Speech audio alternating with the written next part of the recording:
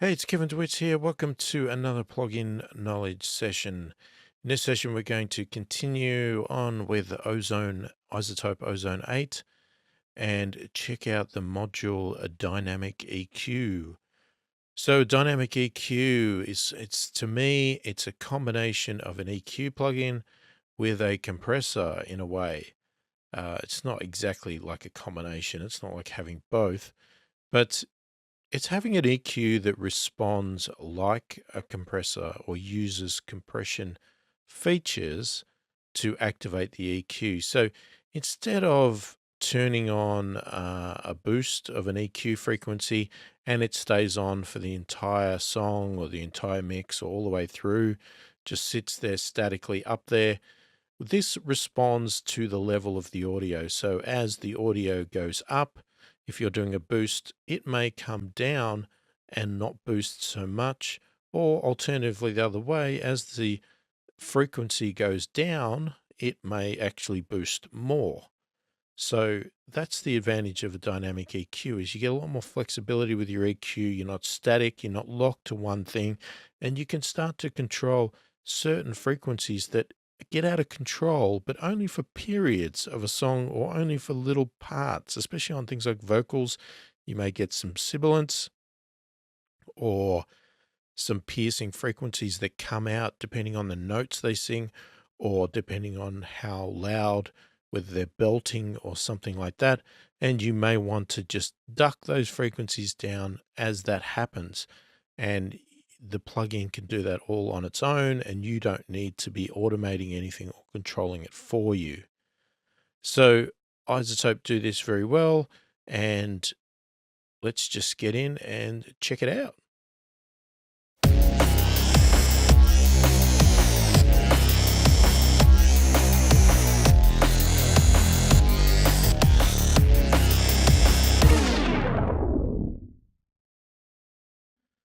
All right, so I have got the dynamic EQ module open within the main Ozone 8 module here, which we've covered in other videos. So if you haven't gone through those, check them out where I go through the overview and all the main components of it. So as this plugin, similar to a module, everything else, you can bypass the module, bring it in. You've got some presets. You can solo it, or if you had other modules, you can move it around to wherever you like. So it looks pretty much the same as the actual EQ plugin if you're familiar with that or how to look at it. The big difference is this section over here, which is our dynamic section, which is why I said it's like a compressor. So before we get into that, let's just have a look at our basic functions here. So the rest of it is pretty much the same as our EQ. We have various bands, and as I said, identical to an EQ. Okay, so think of this section as an EQ. We've got two modes. We've got an analog mode and we've got a digital mode. Obviously, one is very clean and very digital based, very accurate. And one's more analog, got a little bit more warmth to it, a little bit more unpredictability, that sort of stuff. The manual also says that the analog uses minimum phase and digital is using linear phase. Now, each of the bands then has the different sort of EQ types, and pretty much every band can be anything. So we have a low shelf here, and it's a Baxendall bass as they indicate here. So we have it in this mode. We boost, it looks like a shelf, but it is very limited to the fact that there is no Q setting. So you are just stuck with this shape to how you move it. And as you can see, going down looks even different again. We then have a band shelf, which is very similar to a normal bell, except it's a bit flatter on top and a bit wider. And this one, we can adjust the Q. Now, we can do all these from the graph here, but we can also do them from the controls here. And obviously, if we wanted to type in the exact number, we can click on it and do that as well. So going down is obviously a cut of EQ, and going up is a boost. And as I said, you can change the Q, which is basically the width, the bandwidth of it, so you can see, and you can see how the frequency range that each one of these is covering as you do it. Now you can switch over to peak bell, which is more your traditional style EQ bell shape. So it's not flat, it's obviously got a peak on it. And you can, again, same, boost, cut, and widen it with the Q. We then got a proportional Q, which is very similar to the peak, except for if you go, say you go wide here, as you get sharper and more cut, it's, as it states, proportional. So it gets, the Q gets narrower the more you go, the further you go, the more cutting you do. So it gets sharper and sharper and sharper. And as you can see, it gets very pointy there. Even though you had a very wide Q there, it gets very pointy the more you go down. As you come in, you can see it starts to widen out a bit. So that's the difference with the proportional. Whereas if you go for a normal peak one, as you bring it down, it doesn't really get any sharper. It just looks the same. It's just a lot longer. And then we've got our high shelf, which is the Baxendale treble. So again, if this was up here, you've got your boost and cut in a shelf form. So you can apply any one of those to any one of these bands, and you can turn them on or off or on, whichever way you want to say it.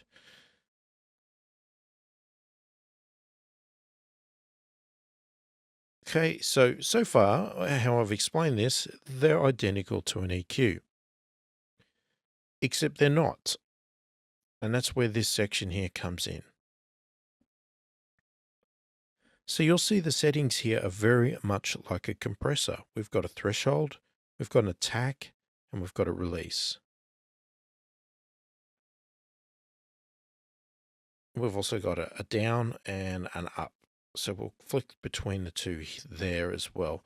But what we've basically got, and it's doing an auto scale, you'll see the numbers changing as I'm moving this, which you can obviously turn off. So with it on, it's trying to make some decisions of what it thinks the attack and release time should be based on the frequency location that you have placed this in. So let's say, for instance, I go to band 4 and I'll just turn on a peak. So you'll see in this position, it thinks that you should have an attack at 10 milliseconds and a release of 67. As I move it, the release is changed, and as I keep moving it, so is the attack. And it can adjust to however you like. Now, obviously, as I said, you can turn that off and you can override those settings. So how does it work? All right, so let's say that we have an audio source and we want to boost some frequencies at 1K, but we don't want to do it all the time. Now, if we do it this way here, what happens is we are boosting all the time in this state. But when we play our audio, if it finds that if the frequency range for, say, 1K or somewhere in this area goes above this threshold setting, so if we set the threshold really high, it'll never go above it. But if we bring it down and the audio in this range, not all the audio, not like a compressor where it's all the audio, just this frequency range, if that goes above this threshold, this will then start to pull itself down, so it will not boost so much it'll reduce how much it boosts. So by default, it's boosting this much, but every time the audio goes above the frequency, you'll see the line. There'll be a white line that's moving in here. It starts pulling itself down. Now, how fast that responds is based on the attack and release. So same as a compressor, when the audio signal goes above the threshold, this will respond and start pulling down 11 milliseconds after the signal goes above the threshold. When it goes below the threshold, it'll take 90 milliseconds before it stops pulling it down. So if you want it to respond really fast, like instantly, as soon as the audio goes above the line, you're going to want to reduce the attack. If you want it to let go as soon as the audio goes below, you're also going to reduce the release. Now, if you want it to be a bit more natural and take its time and move and flow and not be so pedantic about it, then you might slow things down a little bit. But the audio suggestions can be good, but they can also not work for you because it's basing it on what it thinks might be up there. But if you've got a cymbal hit up here, very high range, and you want it to be controlled, a cymbal hit is very, very fast. So you would probably want the attack to be extremely fast so that you grab that cymbal hit as soon as it hits and pull down the frequencies because you don't want to be boosting that. Now we can also go for cuts and we can also change the direction. So I'll explain those in a minute, but let's just have a look at it doing something right now. So I'm going to turn off all the bands except for band 4. We're going to start with a normal boost here. So I'm just going to play this song. So at the moment it's doing nothing.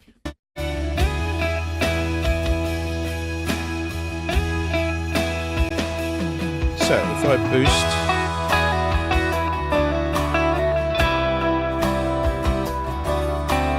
you can clearly hear that boost happening there. So I'm boosting, it's boosting all the time. And the reason it's all the time is because I have set the threshold to 0. So the audio is never going above this threshold.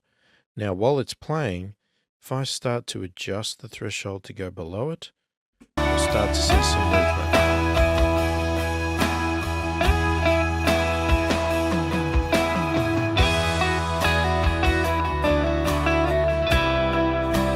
So now you can see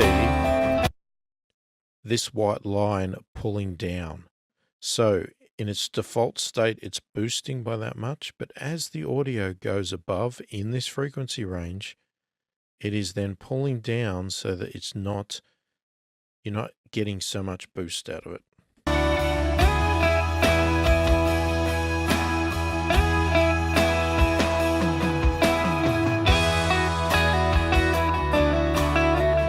And as I said, we can slow it down.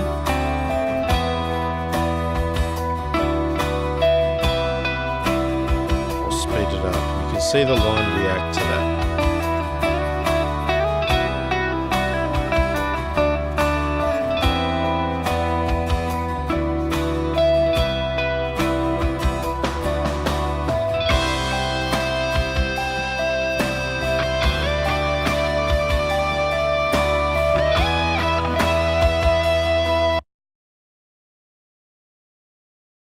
Okay, so that's a boost. Now, what if we want to go the other way? And you'll see that by default is boosting, and this is with it in the down state. Now, if I go actually negative here,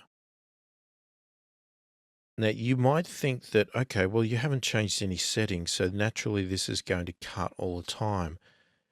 And that is actually incorrect. In this state here, what's going to happen now?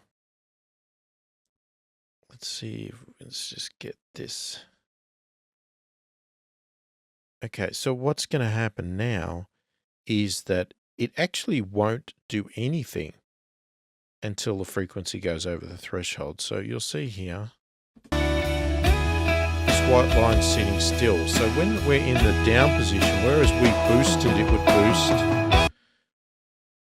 when we go boosting, it will boost by default and reduce. But when we go cut, it actually does nothing by default until I get the threshold down. Now we're starting to cut. So if I want to do big cuts, and these are where these settings come in very handy, and you need to find what you want to do. Because what you can do is I could do a shallow cut here, but put the threshold down low, so it's cutting most of the time.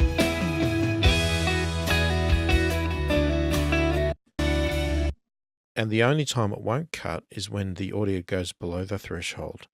So that means that what we've got is we're happy with our 1K area by default. But when the 1K area gets a little bit too much, as in it goes above the threshold, we pull it down. We remove some of the 1K, we duck it down, we balance it out. Now, you can, as I said, you can do it two ways. You can do a small amount, but have a big threshold, or a little threshold, whatever you want. But you can actually even do a big cut, but have your threshold quite high so that it's only when it really does peak, and when it does, you pull it down a lot.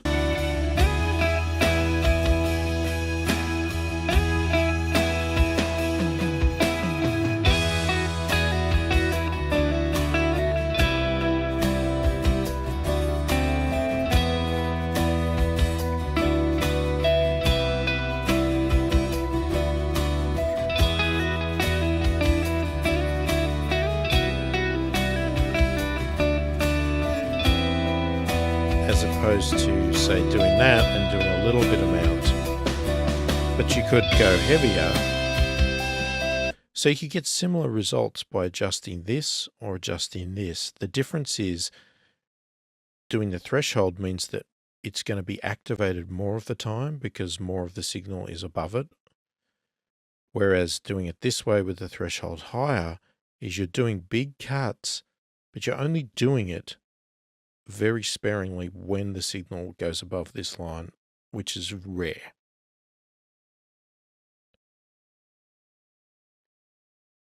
Okay, and this works on any of the bands. They all have their own independent settings, and they'll work on whatever type you pick.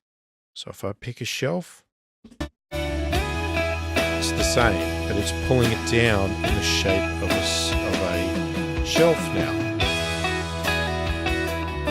Or if I go positive,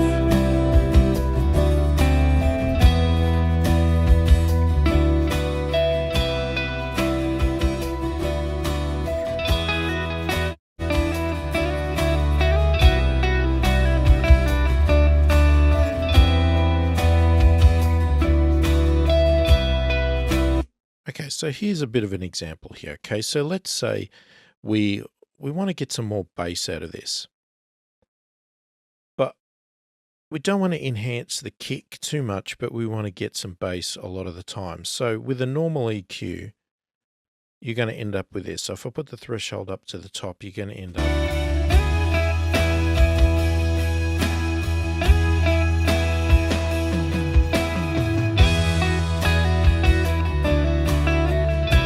what a bass. But when the kick pumps through, it's also going to boost that kick at the same time. But what we might want to do is bring our threshold down.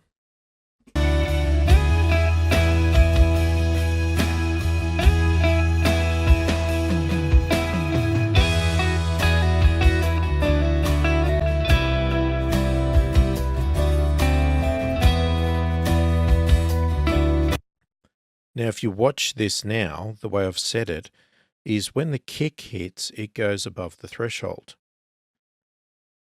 But only when the kick hits, okay? So the bass is being boosted naturally, but when the kick hits, we pull down. We pull the frequency range down, so we're not boosting so much. We're trying to balance it. See it pulling down when the kick hits.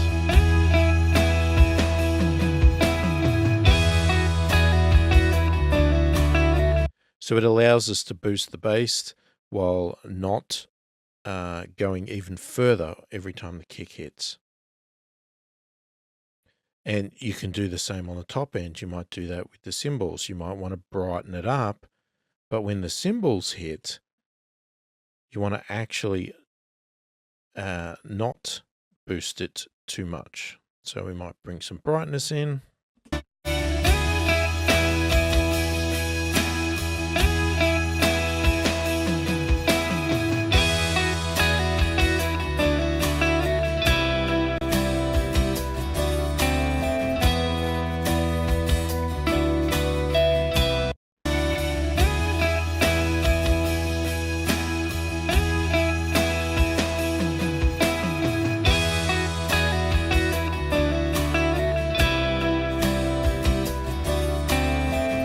So as the high elements come in, it brings the frequency range down and isn't boosting so much. Now, obviously the same applies the other way. If we go down here, now what we're doing is we're cutting maybe only when the cymbals hit.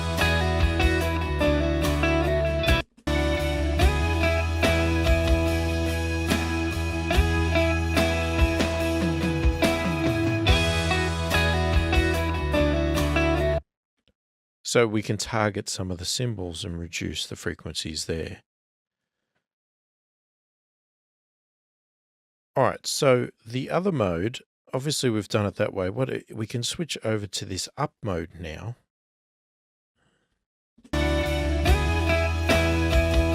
Now when we go in up mode, it sort of works backwards.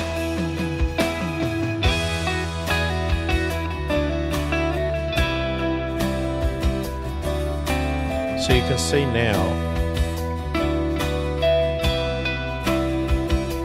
we boost only when the frequencies go above the threshold.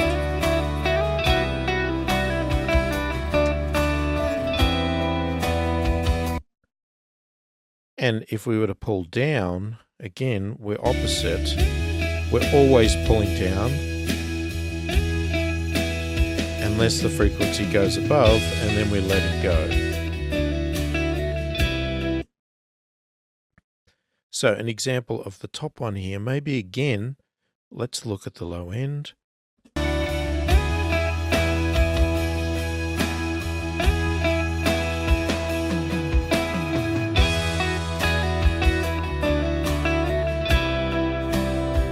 Okay, so let's say with our low end this time, we're happy with our low end, but we're not happy with our kick. Our kick is not prominent enough, it's not coming out enough. So if we go in the up mode now, what we do is we find our kick location. So by default, with that off, we're not boosting anything. So we're not adding any more low end to the song. The low end's perfect, it stays there. But what I want to do is every time the kick hits,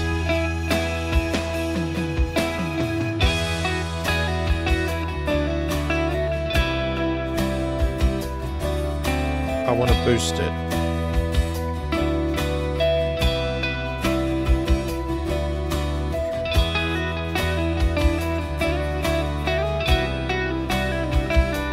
So you can see it moving up when the kick hits.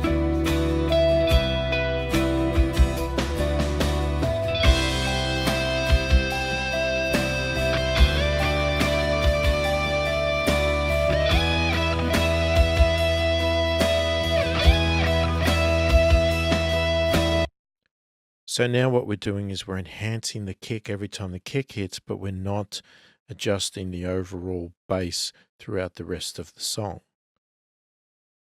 And you might decide to do the opposite as well. So with it in the cut mode, let's say that there's too much bass. But we don't want to impact the kick too much. We like the kick. We love how that comes out. It's nice and powerful. So we might set it in a way that it's cutting a bit. But every time the kick hits, it lets go a bit.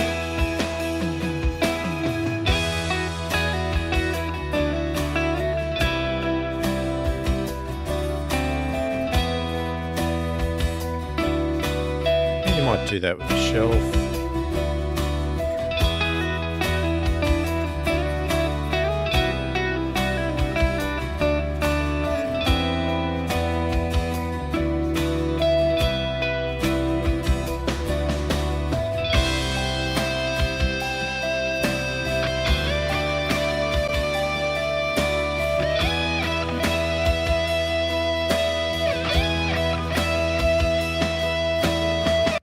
So in this regard here, we're doing an overall bass cut, but we're letting go a little bit and letting the bass come through when the kick hits.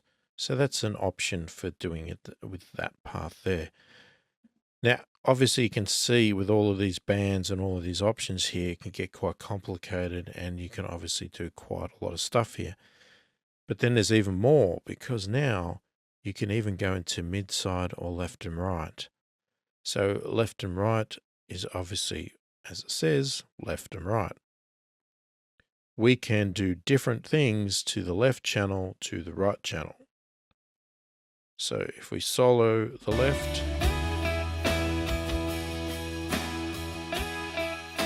you might want to make that very thin because it's not balanced.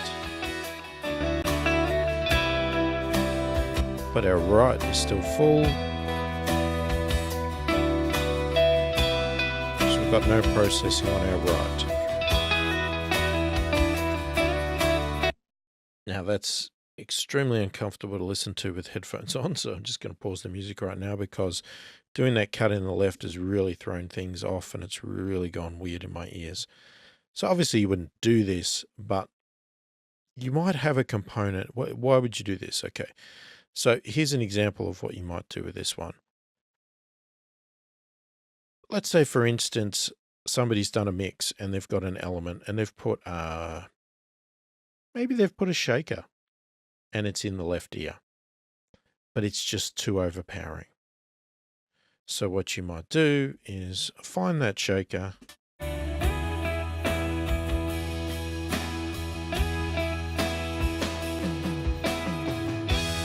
let's just say it's there. Obviously it's not, I don't have one here, but you might find it there, and then you want it to cut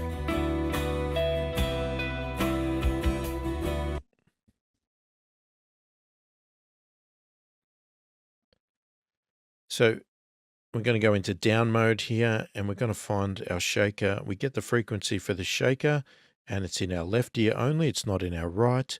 So now what we're doing is we're not affecting the frequencies of the right, but what we're going to do is every time that shaker hits in the left ear, we're going to just duck a little bit of the frequency down to just try and reduce that shaker down a little bit. Okay? Or the right ear. There might be a shaker in the right ear, tambourine, whatever it is, you can do that as well. That's where I would use probably the left and right mainly for that. Now, there could be a case where you've got two electric guitars, one in the left, one in the right, and they're not quite balanced. One's got a little bit too much low end. It's throwing your mix off to the side.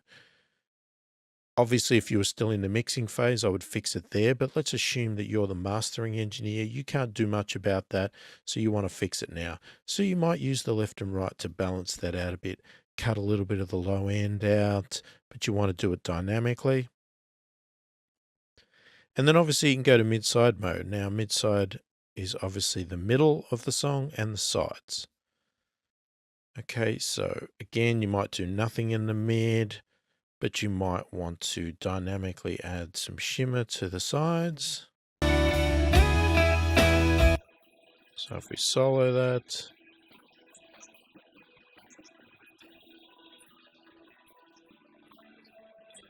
but you don't want to just do a standard bulk EQ. You want to do a dynamic EQ because you want to do it a little bit, but not overpowering. Or again, you've got say you got a cymbal that's out of control and you want to tuck that down, but again, dynamically, so only pull down when that hits, and it's only in the sides.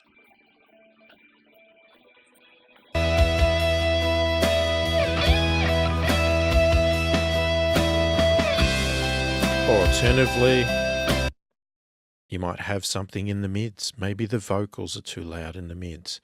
Occasionally, not the whole time. And you might want to just find the main part of the, or maybe the sibilance comes out on the vocals a little bit too much and you want to find the spot. It's 4K here.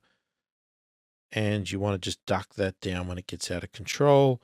But because the vocals is not in the sides and you don't want it to affect your cymbals or guitars or anything that's in the sides, go into mid-side mode. and only place the setting on the mid. So now we're concentrating only on the mids. We're not affecting the sides. So we're pulling this down here. So I could find the guitar part.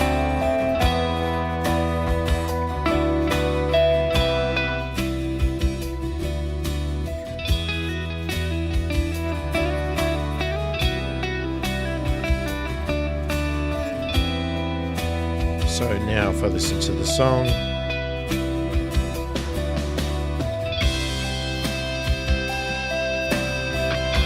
now you can hear there that when I bypass it, guitar's nice and loud. Guitar's a little bit more reduced, sunk into the mix. And I've done that by targeting a dynamic EQ for the mid section there.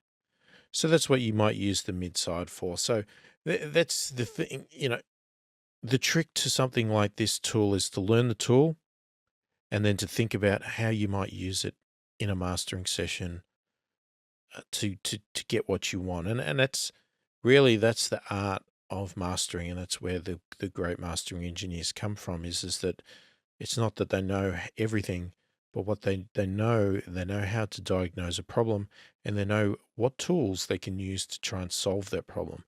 And this is a great tool for doing a few of those things that I've said. Now, there's many other things you can fix with a plugin like this and work on, but there are a couple of ideas just to give you an example of some of the things you might target with some of these features, because it can be a little bit awkward to know how to use all the settings, but then you just can't imagine what would I use that for.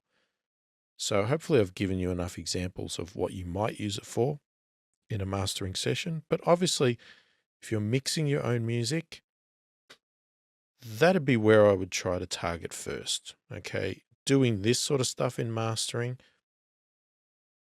is a lot harder than it is to correct in a mix. Okay. Because obviously, if your vocals are too loud or you have a sibilance problem and you're in the mix, you can do it on the vocal track alone. You don't have to impose it on the rest of the tracks.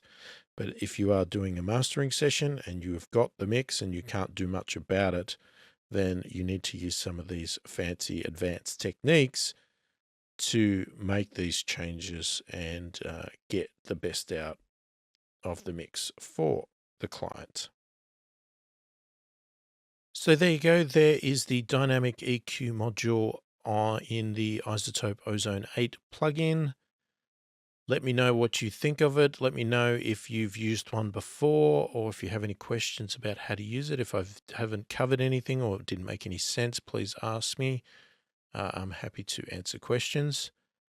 If you're watching this on YouTube, please don't forget to subscribe, like the video, subscribe to the channel so you don't miss out on any of the future videos that I do. And there's some other links here to other videos and free content, etc. So check it all out. Hopefully this has been helpful. Thank you for watching, and I'll catch you in the next one.